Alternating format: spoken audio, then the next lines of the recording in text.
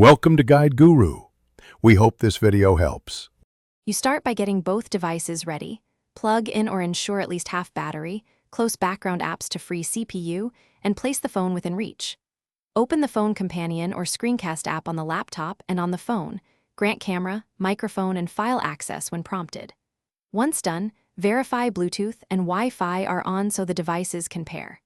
Make sure the phone's display timeout is disabled so the screen won't sleep during the session. You now connect the phone to the laptop. Use Bluetooth pairing, local Wi-Fi sharing, or a USB cable for lower latency.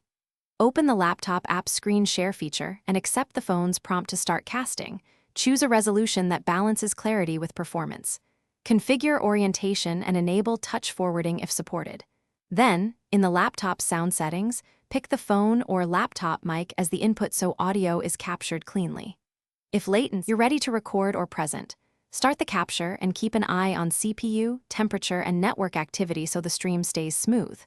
Narrate actions clearly, then stop recording when done and immediately save the file with a descriptive name and backup copy. Review the recording once to confirm audio and video sync. If problems arise, first check cables and permissions, then restart the screencast app or the phone's casting service.